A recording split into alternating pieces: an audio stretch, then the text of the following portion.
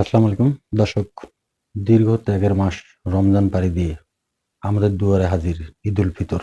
ঈদ মানে আনন্দ, ঈদ মানে খুশি। ছোটবেলায় যখন ঈদ আসতো তখন একটা কমন গান বাজতো সবখানে, রেডিও টিভিতে। তখন তো আর মোবাইল, ফেসবুক, ইউটিউব ছিল না। তখন আমরা রেডিওতে বা টেলিভিশনে এই গানটি শুনতাম, দেখতাম। সেই বিখ্যাত গান কাজী নজরুল ইসলামের, ওমন রমজানের এই রোজার শেষে এলো খুশির ঈদ, তুই আপনাকে আজ বিলিয়ে দে, শোন আসমানি তাগিদ। তখন এই গানটি শুনলে মন আনচান করে উঠত, আনন্দে নেচে উঠতাম। সারা রাত ঈদের আনন্দে কাটাতাম চাঁদ ওঠার পর থেকে। কিন্তু এখন বুঝতে পারি যে এই গান শুধু আনন্দের বার্তাই দেয় না, এখানে অনেক দায়িত্বের কথাও বলা হয়েছে। ঈদ মানে আনন্দ, ঈদ মানে খুশি, এটাই জানতাম। কিন্তু সেই গানে যে দায়িত্বের কথা বলা হয়েছে, অর্থাৎ মুসলমানের কোনো আনন্দই দায়িত্বের বাহিরে নয়, দায়িত্বহীন নয়। মুসলমান নিজেকে আনন্দিত করতে হলে তারা চারপাশকে আনন্দিত করতে হয়, চারপাশে সবার খবর নিতে হয়। সে কারণেই ইসলামের বিধান হলো ঈদ উল ফিতরে আমরা ফিতরা আদায় করি। অনেকে এই দিন জাকাতের কাপড় বা অন্যান্য সামগ্রী বিতরণ করে।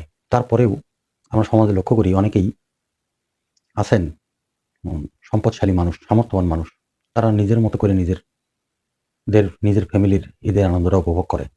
কিন্তু আশেপাশে কে অবহেলিত, কে অভুক্ত, কে অনাহারী, কে বস্ত্রহীন, এই খোঁজখবরগুলো আমরা নেই না। শুধু নিজের আনন্দ নিয়েই মেতে থাকি। এটি আসলে মুসলমানের আনন্দ হতে পারে না। মুসলমানের আনন্দ মানেই হলো দায়িত্ব। আর একটা কথা তো আমরা জানি, এটা হলো ত্যাগের মধ্যেই সুখ। আমরা যদি নিজের আনন্দটাকে শেয়ার করতে না পারি অন্যদের সাথে, তাহলে আসলে সেই আনন্দ আনন্দ নয়। এ তো গেল ব্যক্তিগত পর্যায়ের কথা। রমজান মাস শুরু হওয়ার পর থেকেই মানুষের মধ্যে একটা ধর্মীয় আমেজ কাজ করে। সবাই প্রতীক্ষায় থাকে যে ঈদের আনন্দকে ভাগাভাগি করার জন্য নারীর টানে বাড়ি ছুটে আসবে, এবং ঈদের প্রায় এক সপ্তাহ আগে থেকেই মানুষের এই নারীর টানে ছোটা শুরু হয়। পরিবহন খাতে যে নৈরাজ্য চলছে, আমরা কদিন ধরে লক্ষ্য করছি, যাত্রীদের হয়রানির অন্ত নাই। ভাড়া বেশি নেয়া, এছাড়া দীর্ঘ সময় যানজটে আটকে থাকা, অভিযোগ অনন্ত।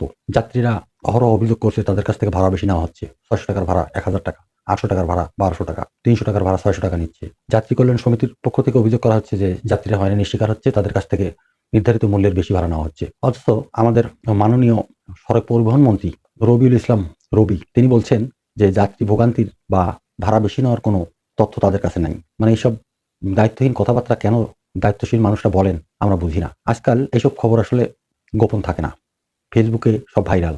এছাড়া মেইনস্ট্রিম মিডিয়াগুলোতেও আমরা লক্ষ্য করছি যে বিভিন্ন জায়গায় যাত্রীরা ভাড়া বেশি নেওয়ার অভিযোগ করছে। কোনো কোনো ক্ষেত্রে ভ্রাম্যমাণ আদালত সেক্ষেত্রে ভাড়া বেশি নেওয়ার অভিযোগে, কোনো কোনো ক্ষেত্রে ভাড়া বেশি নেওয়ার অভিযোগে পরিবহন মালিকদের বা যার দায়িত্বে থাকা লোকজনদের উপর জরিমানা আরোপ করছে। অথচ আমাদের মন্ত্রী মহোদয় বলছেন যে যাত্রী ভোগান্তির কোনো তথ্য তাদের কাছে নাই। খুবই হাস্যকর একটা কথা। এটি কেমন দায়িত্বহীন কথা একজন মন্ত্রীর, এটি আসলে আমাদের বুঝে আসে না। খুবই পরিতাপের ব্যাপার যে আমি আসলে ছোট থেকেই দেখে আসছি যে এমন কোনো ঈদ পাইনি আমার জীবনে যে ঈদে যাত্রী হয়রানি হয়নি। কোনো ঈদে একটু বেশি, কোনো ঈদে কম, কোনো ঈদে বা বেশি। সীমাহীন দুর্ভোগ যাত্রীর। আমারই এক ভাই, তিনি বাংলাদেশ ব্যাংকে চাকরি করেন। তিনি তার প্রাইভেট কারে বাড়ি এসেছেন।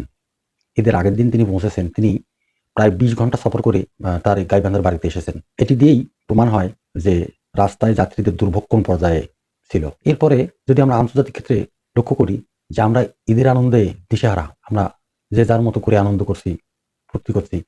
কিন্তু মধ্যপ্রাচ্যে যে অশান্তির আগুন জ্বলছে, সাম্রাজ্যবাদীরা একটি মুসলিম রাষ্ট্রের উপর যেভাবে ঝাঁপিয়ে পড়েছে, তাদের উপর যুদ্ধ চাপিয়ে দিয়েছে, মিসাইল মেরে, বোমা মেরে তাদের জীবনকে অস্থির করে তুলেছে, সেখানকার মানুষের বাঁচার যে অধিকার, সেটাই অনিশ্চিত। তাদের কাছে ঈদের আনন্দ কি? তারা তো জীবন নিয়েই শঙ্কার মধ্যে আছে। আবার এই মধ্যপ্রাচ্যেই কিছু রাষ্ট্র আছে, তাবেদার রাষ্ট্র, এই সাম্রাজ্যবাদী আমেরিকার তাবেদার। তারা তারা পুতুল রাষ্ট্রনায়ক হিসেবে আরব রাষ্ট্রগুলি শাসন করে। এরা ক্ষমতার লোভে, ক্ষমতাকে আঁকড়ে ধরার আকাঙ্ক্ষায় এই সাম্রাজ্যবাদী রাষ্ট্রটির হয়ে তাদেরকে সমর্থন দিয়ে যাচ্ছে। অথচ ফিলিস্তিনি, গাজায়, লিবিয়ায়, ইয়েমেনে, ইরানে, ইরাকে হাজার হাজার মুসলিম ভাই বোন শহীদ হচ্ছে। আমরা সেই মুহূর্তে আনন্দ করছি ঈদ নিয়ে। কি পরিতাপের বিষয়! এটি অত্যন্ত দুঃখজনক এবং আমাদের জন্য লজ্জার।